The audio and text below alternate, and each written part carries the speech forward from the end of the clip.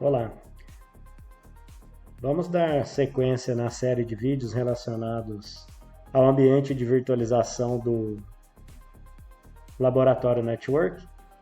Então vocês vão receber o link de acesso ao Laboratório Network, que pode ser realizado através da VPN, certo? Uma vez que vocês tenham acesso à página, vocês vão clicar aqui no item de Logon, tá? Vou fazer o logoff aqui, porque eu já estava com a sessão gravada, só para eu mostrar uma parte da tela para vocês que é importante. Ó. Então, nessa tela aqui de Logon, vocês vão entrar com o nome de vocês, que vocês vão receber via e-mail, e a credencial. No meu caso aqui, eu vou logar como administrador. E vale lembrar, pessoal, que a gente tem que colocar o radical, tá? Do nosso domínio local do vSphere, ok?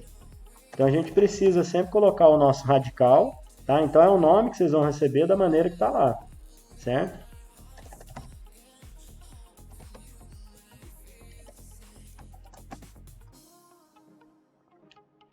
Uma vez efetuado o logon, vocês vão ter acesso à interface do vSphere, que ela é bem próxima à interface do ambiente anterior do CSI Lab, que a gente estava trabalhando com o ambiente anterior. Tá? Então, o que está diferente é que vocês vão ter a visão de virtuais apps, ou seja, a gente tem aqui o data center, a gente tem o cluster, tá? Tem o data center, tem o cluster, tem os hosts integrantes, tá? E também agora nós temos o VAPP. Então vocês vão identificar esse virtual app aqui, que é o virtual app do CSI Lab Projetos, onde eu deixei subdividido aqui para vocês projetos de CS e os projetos de IoT, tá certo? Então, em IoT não tem nenhum host ainda, a gente não migrou os hosts para cá, e nos projetos de CS a gente já tem dois hosts aqui que eu deixei, um que eu usei para uma disciplina do mestrado e um outro host Linux, tá? Eu vou fazer aqui com vocês um passo a passo rápido para a criação de uma nova máquina virtual dentro desse virtual app, tá certo? Então vamos seguir aqui o seguinte, para eu criar uma máquina dentro desse virtual app de projetos, o que eu faço? Clico com o botão direito em cima do meu virtual app, clico aqui em criar uma nova virtual machine, vou colocar um nome, então eu vou colocar aqui, ó, IA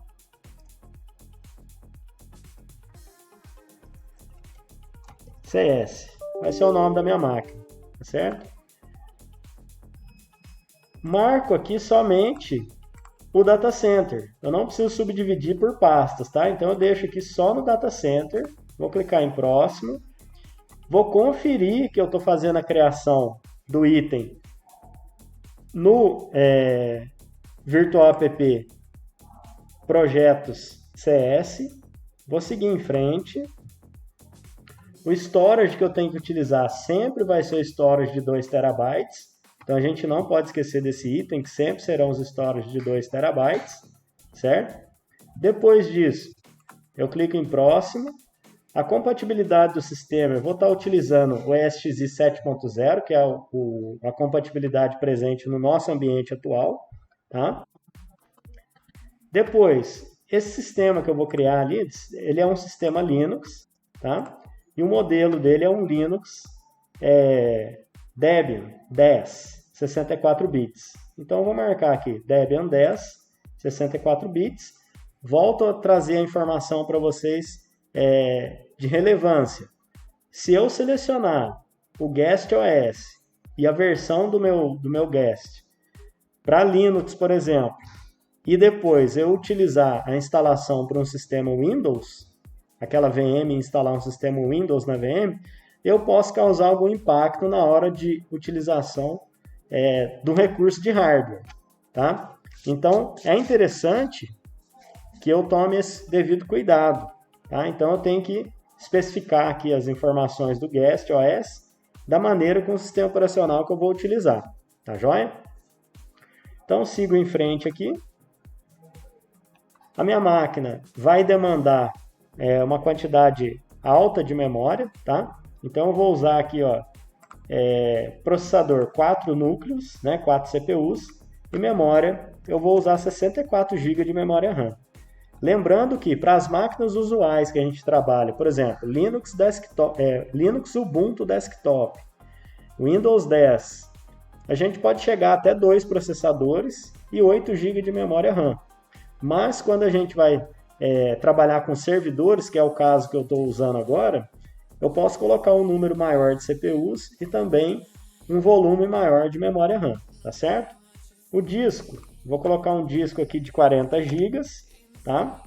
Lembrando daquela premissa nossa de verificar se o modelo do disco, de provisionamento do disco, ó, se esse modelo está relacionado com o SIM Provider, né? Já expliquei para vocês em outros vídeos essa questão do SIM Provider. Então, se alguém tiver dúvida, é só me mandar alguma dúvida relacionada. Eu explico os 3 itens que existem dentro do sistema VMware a nível de provisionamento. Tá? Mas lembre-se disso. Então, a gente tem que trabalhar com SIM Provider. Tá? SIM ou TIM, aí vai da pronúncia de cada um. Confirmei isso. A rede que eu vou trabalhar nesse primeiro momento é a VM Network. Por quê? Porque eu preciso que o meu servidor ele acesse a internet. Então, num primeiro momento, eu vou trabalhar com a rede VM Network, que é aquela que dá acesso para a gente à internet. Tá certo? Então, conferir a rede, está conectada. Basta eu seguir aqui agora com o botão próximo, está aqui do lado aqui da telinha. Tem um overview do que eu estou fazendo, né, da máquina ou da VM que eu estou criando, e clico aqui em Finish, certo? A partir daí a minha máquina vai ser criada. Um ponto de atenção muito importante para vocês é o seguinte: não é porque eu marquei o Guest OS como uma máquina Debian 10 que o sistema operacional já está instalado. Vou ligar a máquina aqui para a gente confirmar isso, tá? Então, eu preparei uma máquina virtual para receber esse tipo de sistema, mas não quer dizer que o sistema esteja instalado na máquina. Cabe a quem realizar a instalação? Cabe a cada um de nós, os utilizadores da máquina, né? da VM. Vou abrir o Remote Console, a gente vai ver o que, ó? Que a máquina vai estar aqui na tela de arranque, né? Ou seja, depois que ela passa por todo o checkpoint da BIOS, ó, ela está aqui tentando dar um boot via PXZ, que a gente chama. Né? Então ali, ó, PXZ, está tentando dar um boot e não encontrou nenhum sistema. Então qual que é o nosso passo, o nosso próximo passo aqui?